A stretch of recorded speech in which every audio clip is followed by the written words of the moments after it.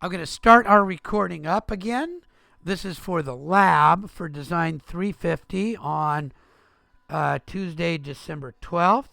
And I'm going to be talking about Drone Deploy, which is a drone data management system. And what I've done is I've looked at all of our projects, and this is a project that we flew about 2 years ago, year and a half ago, for an architect. This is at Mather, as you can see, and all of this area that you see around here has been in the planning for a large development like you see over here, or over here, or over here. And I think it was going to be 500 acres.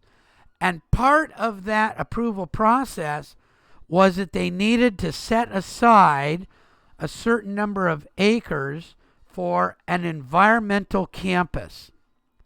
And so the architect chose to look at this area. And they needed just the background scans and the background land planning data. And some of you who are familiar with the area around Mather Air Force Base will recognize this is Zinfandel Drive. This is a nuclear storage bunker. This is where they actually kept the nuclear bombs that were stored at Mather. Aren't you glad they're no longer there? How wonderful. But the idea was to take this area and repurpose it as some sort of cool environmental area.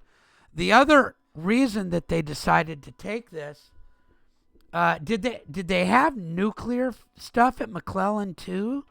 I did not know that. Wow, I'm glad they're not there anymore. And I used to work not too far away from there, and so that's really interesting. Why is that still flashing? Okay, and so the idea is to use this area, and you can see some little things if you follow the cursor that look like little divots. Those are actually underground areas that were super compacted, and they've settled a little bit, and they turned into vernal pools. When it rains, this does not drain, and those become vernal pools. And so they want to protect this area as a vernal pool, a man-made vernal pool. So they want to incorporate the use of these, keep the vernal pools. There's already sort of an infrastructure that's built up. These buildings aren't very good, but they kind of show an area that could be made. And what's really cool is if I look at this as a 3D model, so that was all data from a flight. That was data that was taken from a flight, and here is the results of that flight. Not bad. And this was a 100-foot altitude, a 150-foot altitude flight. And look, it's not bad. There's pretty good detail there. Okay, now these logs belong to a guy that I think it's this bunker, he has giant saws and planers, and he just takes these old logs and makes beautiful wood out of it. Okay, let's see. So there we go. And so we've got a beautiful 3D model. Look, I can figure out how far it is from here to here.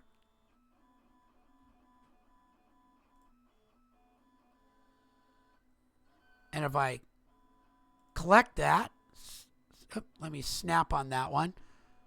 Tells me the elevation as I go along it. Tells me the length, the vertical height, how big did it get. It's pretty level, how long it is.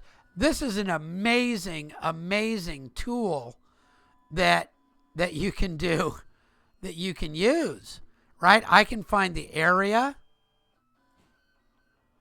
of one of these.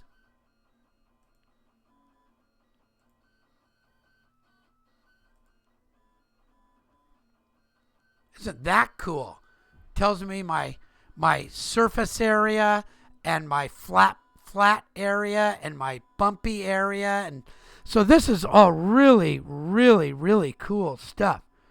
So did we get special permissions to fly at Mather? Yes, we did. And we did that through Drone Deploy and the architect. Now, I'll let you know this particular lot right here,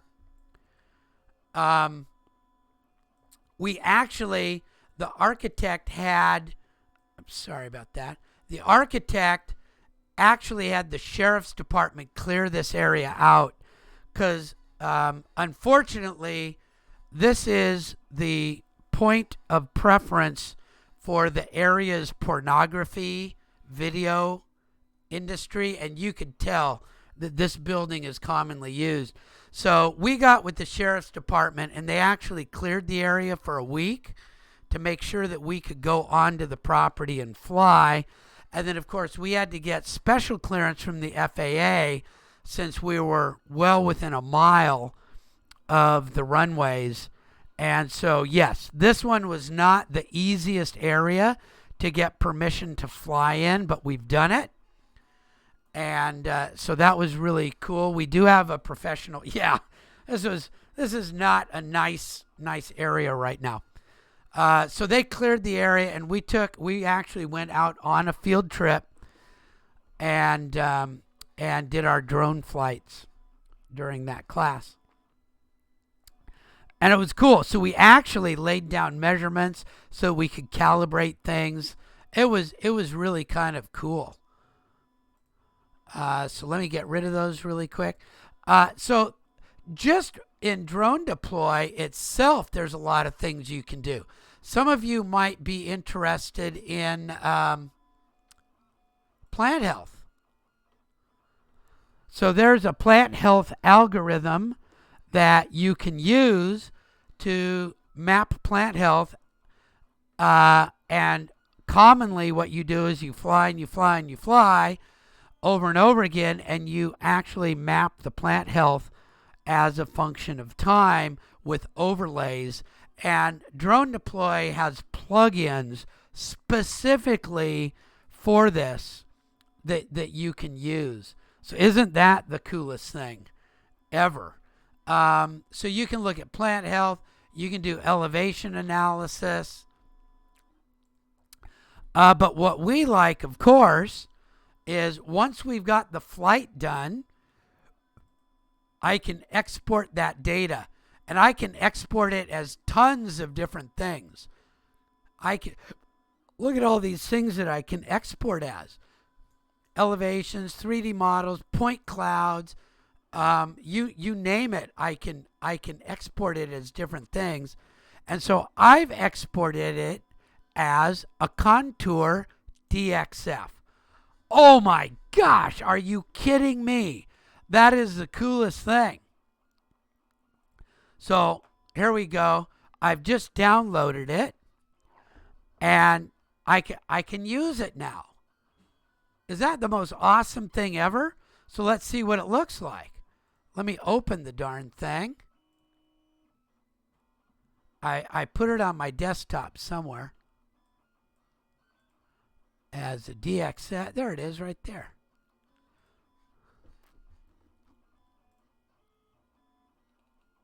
There it is. Is that awesome? Look, can you recognize everything? There's the bunkers. There's the little building. There's the little road going around. That's really cool. Now, the reason I wanted to get those distances is I don't know what those distances were. So if I type DIST, and I go from there to there, say, and I see that it says it's 520, and the other one said it was about 1600. What do I know about the units that this came in? It's off by a factor of about 3. So what are these actual units? Meters, right? Because each of these this distance lists out at about 1/3 of what I got when I measured it on Drone Deploy. Okay? And so that would mean, it would be 1/3 the number of meters. So I'm going to scale this. I think this is it right here. 3D scale. Select everything. About 0, 0, 0. Enter. And my scale factor, I happen to know. How many of you know the difference? What's the scale factor?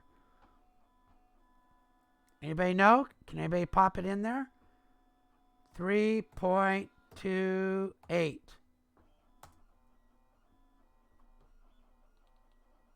There it is. And now I'm going to move it just because I want to. I'm going to move that to 0, 0, 0 to get it there. And I've got it cleaned up. Now there are some things that I might want to get rid of. I might want to get rid of those because what do you think that is?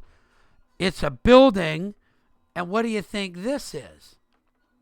It's the pitch of the roof. So I might want to do some cleanup to get rid of this and to really kind of clean it up a little bit for the use of what I'm going to do. What about all these little things in here? What do you think? You see all these little... Those are probably tufts of grass, whereas that thing is probably one big real contour. So I might want to get rid of tufts of grass and things like that. So I can do my cleanup in AutoCAD pretty well, right? And so let me just, for fun, I'll just show I'm going to get rid of that building. And these are, little broken things and stuff like that. So there's some work to do.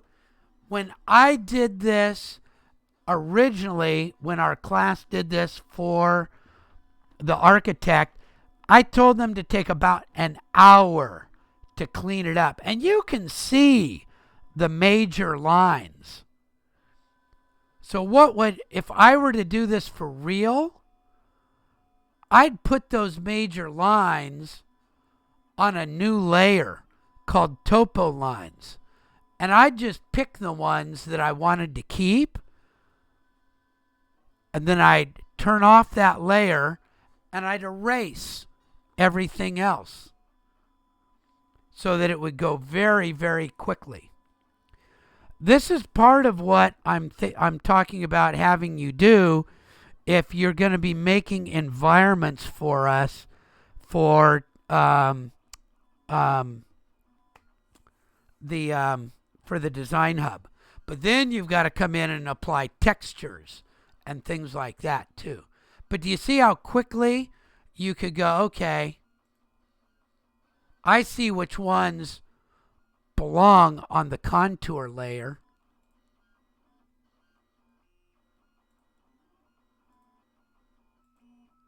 See how you could quickly put those on their own layer and then turn everything else off.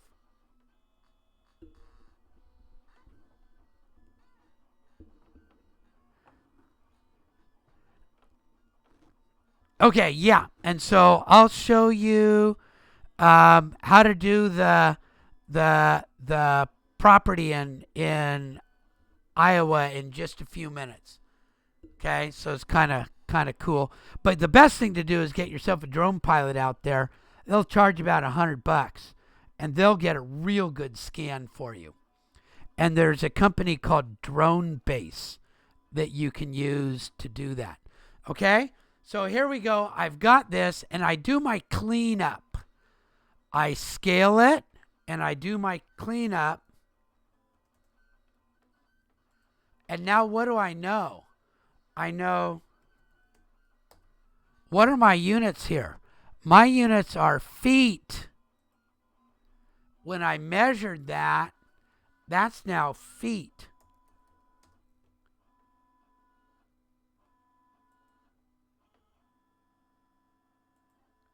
Yep, about 1,600 feet. So I have to let it know that my units are feet and all that kind of stuff. So now I can save as.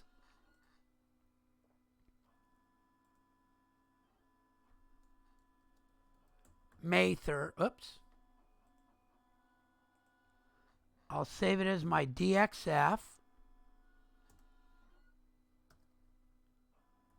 May 3rd. Feet. Got it. Okay, so there we go with that. So now I can close my AutoCAD.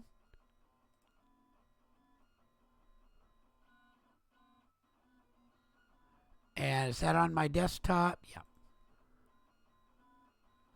And I open my Revit. And you guys have all seen this. Oh, I didn't want to do an open. I wanted to do a new. You know, I tend to use the architectural template.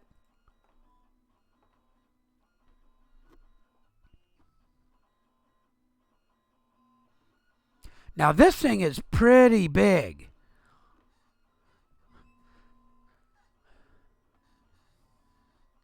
Wow, that's taken a long time to open up. So here's the process again. You go to drone deploy and you find the flight that you wanted. I'm going to make this 1 inch equals 200 feet.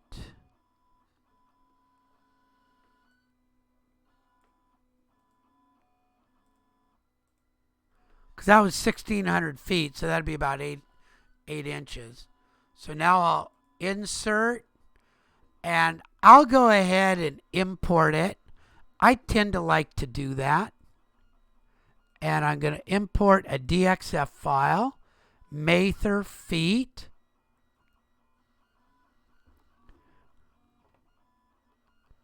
And I'll tell it it's in feet.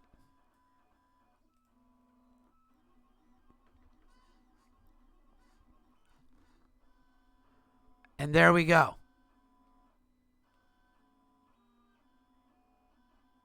Got it. Okay. Now I'd want it cleaned up a little bit more. But now here's the last little trick. The last little trick to this is I make a topography, but then I want to build these little buildings right around it. So I'd go to my architecture and I'd just put a wall in right around it.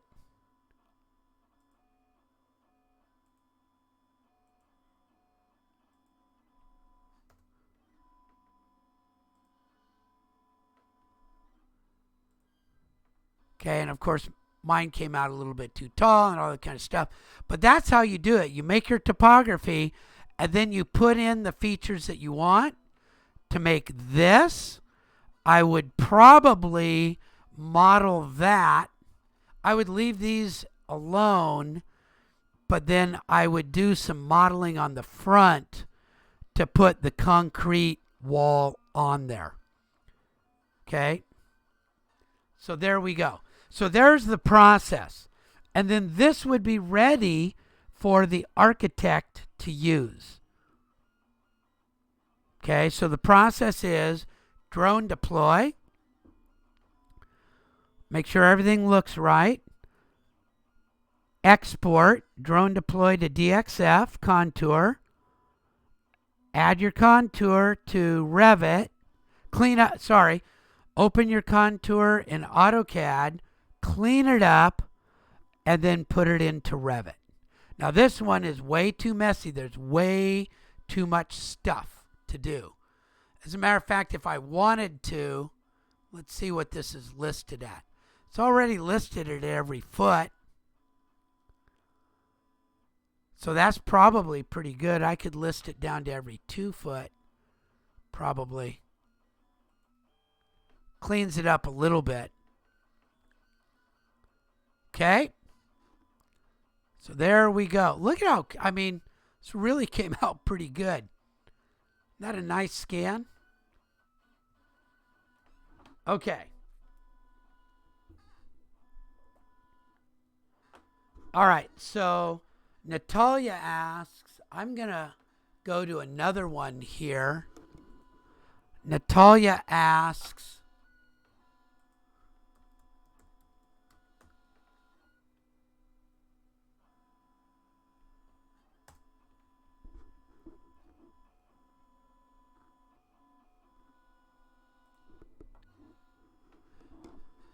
so you can actually go to a company like DroneBase and get a real quick flyover. It won't cost you a lot if you just want the flyover and the scan. If they want you to do something much more, you can do that. But this company does cool stuff: commercial real estate, private insurance, residential real estate, Insights Wind platform. It's like these guys do a bunch of different stuff. And so you would probably click on their real estate. Look, just a quick thing costs $150, $199. If you want some more, this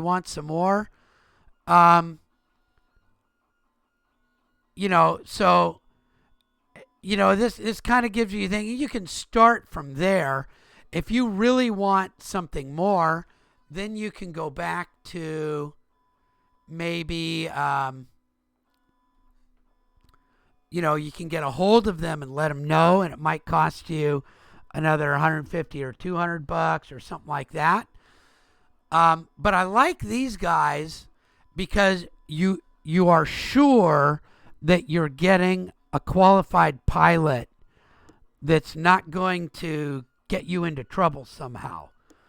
The other way you can do it is you can just go onto YouTube, search drone Des Moines, Iowa, and find some pilot that's posting stuff and get them to do the flight for you. So I don't remember, Natalia, if you've got like 25 acres, that was about the size of that area that I just showed you. And to get that scan, and if you want a point cloud and a DXF, you would want the point cloud and a DXF, because you can get both of those into Revit, and then you can start working with it on your own, removing trees where you don't want to see trees and things like that. It's not too bad. And then you've got it. Just say, okay, this is what I want. And if you want, I can, you can even just show them this tape. This is what I want. I want this, and I want this, and I want this. I'm not sure if Drone Deploy now has a place for you to go get project. You might be able to go to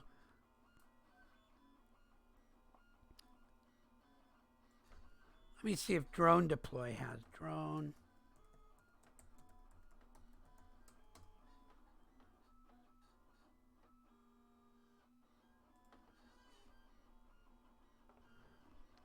So here's their Drone Deploy does have contractors just like they've got for DroneBase. So you could use either one, Drone Deploy or DroneBase. We do have former students that started their own companies and got their real start with DroneBase. And that's why I know about them. And they're very reliable, they're professional, and it's real easy to do. Drone Deploy, we do have we obviously use Drone Deploy ourselves. Okay? So there we go. Isn't that cool stuff? And let's hope, did I record? I did record all that. Okay, so did that, anybody have any other questions about, does that help answer your question on 350, Natalia, or do you need to go over more stuff?